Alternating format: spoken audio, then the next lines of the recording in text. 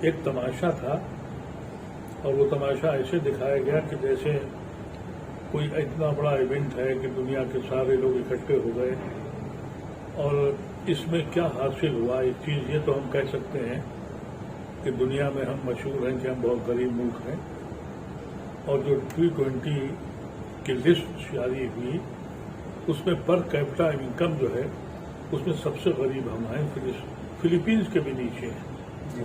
لیکن یہ ایسا پیش کیا گیا کہ جیسے یہ مودی صاحب کی وجہ سے پوری دنیا کے لوگ آ گئے.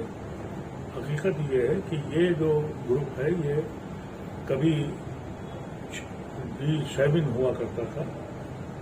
فرانس, برطانیہ, جرمنی, چائنا, جاپان, امریکہ, یہ ممالک جو اکنامیکلی بڑے ساؤنڈ تھے, اس میں یہ ہوا بھی ڈیولپ کنٹریز کو بھی لایا جائے, جو ڈیولپنگ کنٹریز ان کو بھی جوڑا جائے. اس میں ہمارا ملک بھی آیا. اس میں کوئی شک نہیں کہ ہمارے ملک نے پچھلے دنوں بہت ترقی کی اور اس کا سارا شرے منموہن سنگھ کی وہ پالیسی ہے جو فائنانس منسٹر جب انہوں نے اکانومی کو اوپن کیا تو ہم نے دہلی میں بھی دیکھا کہ دہلی وہ دہلی نہیں تھا جو شیلا دیکشت کے دور میں بن گیا. ایسا لگتا تھا کہ کسی نئے شہر میں آ گئے. تو وقت کے ساتھ ڈیولپمنٹ تو ہوتا ہے لیکن اتنا بیجا خرچ کہ آپ سونے اور چاندی کے برتنوں میں کھانا کھلا رہے ہیں اور غریب بھوکوں مر رہا ہے, غریب کی جھوپڑیاں اجاڑی جا رہی ہیں چھپانے کے لیے کہ ہم کتنے خوشحال ملک ہیں. یہاں تک کہ شہید, جیسا آپ نے کہا, ہمارے جوان شہید ہو رہے ہیں اپنے ملک کی حفاظت کے لیے, لیکن وہاں جشن من رہا ہے. یہ میرے اپنے خیال سے جو الیکشن کا ان کے پاس کوئی جگہ رہی نہیں اور یہ الیکشن میں اس کو استعمال کرنا چاہتے ہیں. یہ ایونٹ بناتے ہیں اور اسی کو لے کے یہ چلیں گے. ان کے پاس کچھ اور ہے نہیں. ہاں, اگر یہ کہا جائے کہ بھائی ہم نے اتنے پیسے خرچ کیے اور ہمیں اتنا فائدہ ہوا تو بات سمجھ میں آتی ہے. آج تک اس کا اعلان بھی نہیں ہوا. یہ ضرور پتہ لگ گیا کہ جہاں بجٹ پرپوز کیا گیا تھا وہ 1000 سے کم کا تھا, 700 تھا یا 700 تھا.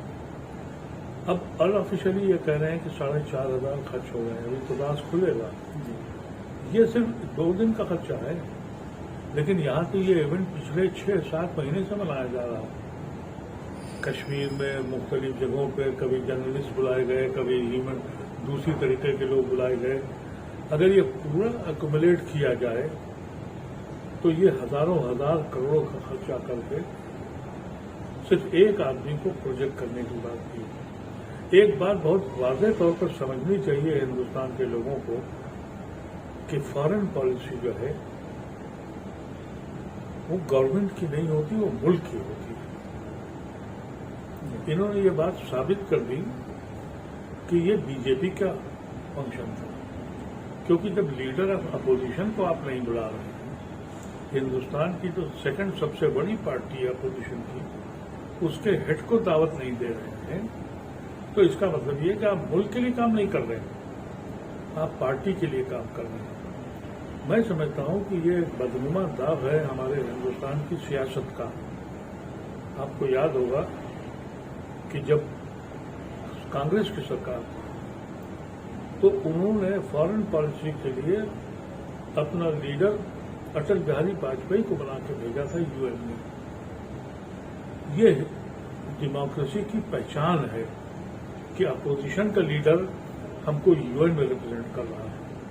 یہاں اپوزیشن کا لیڈر مدعو نہیں ہے. تو یہ ایک BJP کا ایونٹ تھا. ایکچوئل ہونا یہ چاہیے تھا کہ یہ ملک کا ایونٹ ہے اور انہوں نے اس ملک کے ایونٹ کو پارٹی ایونٹ بنا کر الیکشن کے لیے استعمال کیا. آپ سوچئے, جیسا آپ نے کہا کہ وہ شہید ہو گئے, ہمارے ایک لفظ نہیں کہا گیا سوائے اس کے ساتھ یہ مودی صاحب کا تھا.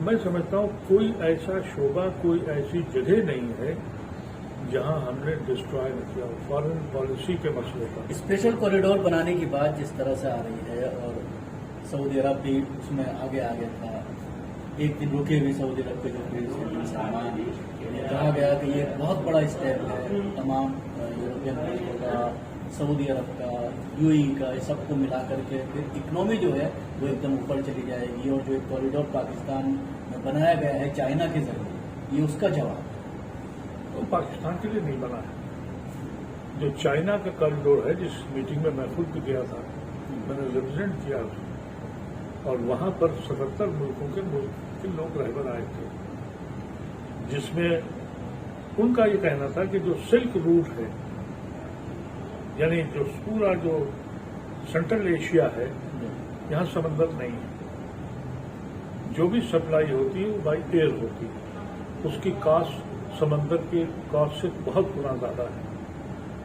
ان کا یہ کہنا تھا کہ جو ہمارا کلچر ہے، ہندوستانی تہذیب ہے، ہماری تاریخ ہے ہزاروں سال کی، جس میں چائنا سے اور ہندوستان سے ٹریڈ ہوتا تھا، اس روٹ کو ہم سلک روٹ کہتے ہیں۔ تو چائنا نے یہ پرپوز کیا کہ ہم سینٹرل ایشیا میں، مثال کے طور پر ازبیکستان، قزاقستان، کرغزستان، یہ جتنے نئے شہر ملک بنے ہیں رشیا کے چھوڑنے کے بعد، ہم اگر نوئیڈا میں ایک قمیض بناتے ہیں اور اس کو ہم بائی ٹرک بھیجتے ہیں، تو وہ قمیض دنیا کے سارے لوگوں کو سے سستی ہوگی ملکوں سے۔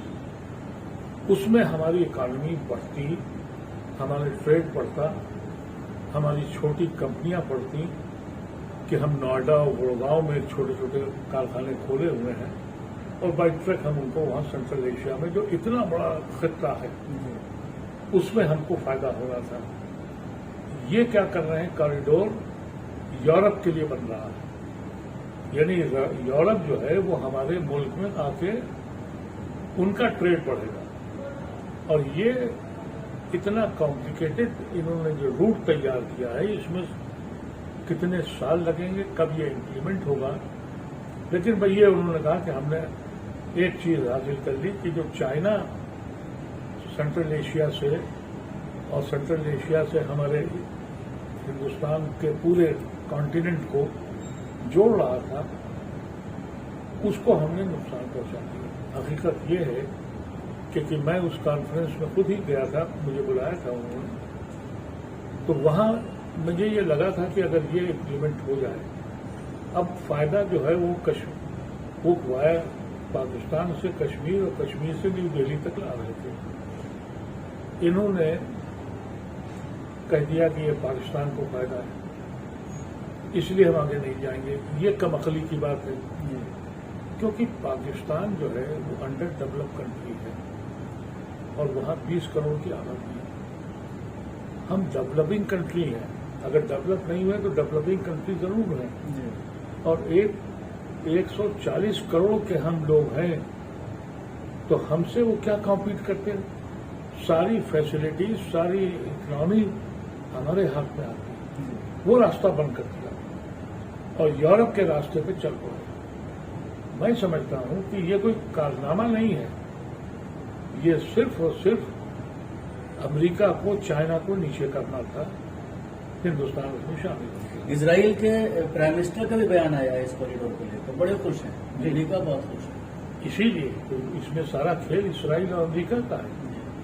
بھائی آپ سوچیے کہ اس سے پہلے بھی جب امریکہ ابھی پچھلی بار گئے تھے تو بہت بی جے پی نے بغلیں بجائیں اور مودی صاحب کا نام چلا، لیکن حقیقت یہ ہے کہ امریکہ کو یہ معلوم ہے کہ اب مڈل ایسٹ میں ایران اور سعودی عربیہ کی دوستی ہوتی ہے، تو اب لڑائی کس سے ہوگی، اسلحہ کون خریدے گا؟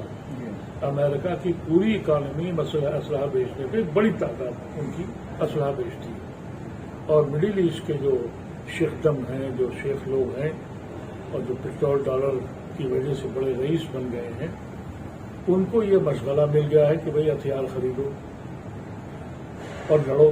جو آپ نے دیکھا یہی وجہ ہے کہ سیریا میں، یمن میں، لیبیا میں جتنے بھی مسلم ممالک ہیں ان سب کا برا حال امریکہ نے کر دیا ان کے اسلحوں سے۔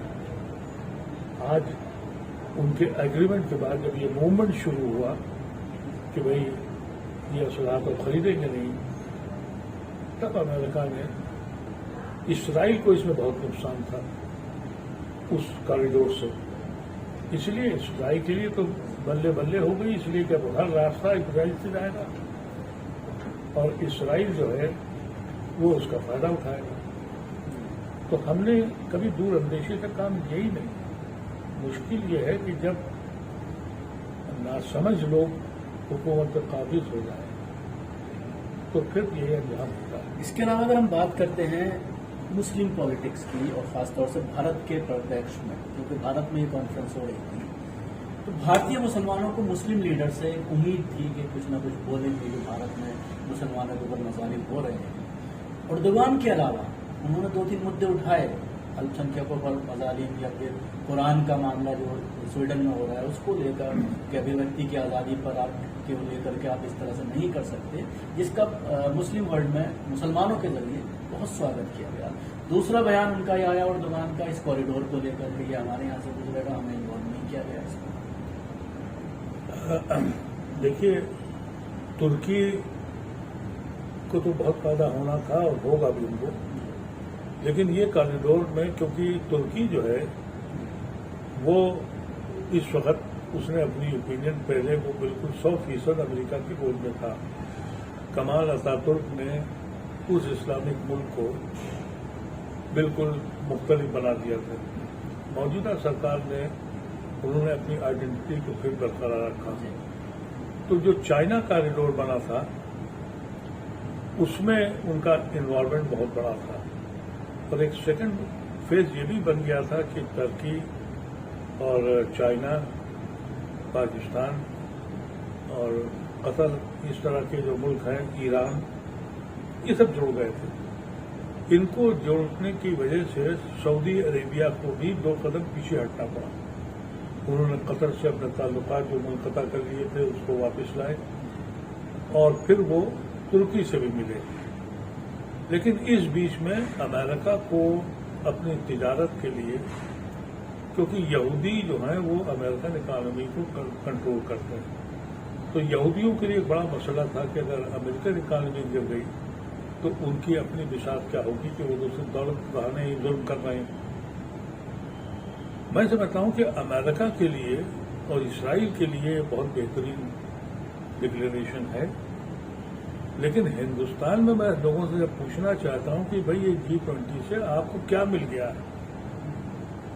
کروڑوں خربوں روپیہ ہم نے خرچ کر دیا، ہفتے 10 دن تک یہ بالکل کوٹ جیل بن گیا، لوگوں کے آنے جانے چلے گئے، جو روزگار کرتے تھے روز کمانے والے وہ گھر بیٹھ گئے، تو کیا حاصل ہوا یہ میں نہیں جانتا، لیکن ہندوستان کے لوگوں کو سوچنے سمجھنے کی صلاحیت ختم ہو گئی ہے۔ اب جب کہا جاتا ہے کہ صاحب یہ مودی صاحب کا کارنامہ ہے تو ہر لوگ تعریف کرتے ہیں، لیکن میں اگر اس کو فورسی کرتا ہوں تو اکنامکلی ہم کو اس ٹریڈ راستے سے زیادہ فائدہ تھا جو چائنا کے تھرو شروع ہوا تھا۔ اس میں بہت آسان تھا کوریڈور بننے کا، کیونکہ آپ سوچئے کہ آل اراؤنڈ کوریڈور، جہاں بھی کوئی بھی ہائی وے نکلتا ہے آپ دیکھتے ہیں کہ اس ہائی وے کے بغل کی زمینیں جو ہیں وہ آسمانوں کو چھوتی ہیں، کیونکہ وہاں مال بنتے ہیں، وہاں دکانیں بنتی ہیں، وہاں ریسٹورینٹ بنتے ہیں، وہاں کے لوگ نوکر ہو جاتے ہیں، خوشحالی آ جاتی ہے۔ اب آپ تصور کیجئے کہ دہلی سے لے کے اور آپ بیجنگ تک پورے ازبکستان اور کرغازستان اور ترکیہ اور سب سے ملتے ہوئے آپ کے ٹرک جاتے، تو ہم یہ چھوٹے جو کاروباری ہیں، جو مڈل گروپ کے بزنس مین ہیں، ایکسپورٹرز ہیں، کیونکہ ہمارے ہندوستان میں آج بھی ہینڈ ورک والے لوگ بہت ہیں۔ اور اس کے علاوہ 4 اسلامک بڑے کنٹریز تھے جو اس میں شامل ہوئے، عمان، UAE، سعودی عرب، ٹرکی، ان کے لیڈرز کو لے کر کے کیا کہنا چاہیں گے؟ دیکھیے، ٹرکی، سعودی، یہ جو UAE ہے، اس کو اگر آپ ملک کہیں تو ٹھیک ہے، میرے حساب سے ایک بہت بڑا شاپنگ مال ہے، اور وہ چھوٹی سی ایک سلطنت ہے جو اپنے ٹریڈ کی وجہ سے کام کرتی ہے۔ جہاں تک سعودی عربیہ کا سوال ہے، सऊदी अरेबिया में जो मौजूदा रजीम है उनको इस्लाम से, इस्लामिक थॉट से, अपने वजूद से, अपनी आइडेंटिटी से कोई लेना देना नहीं है।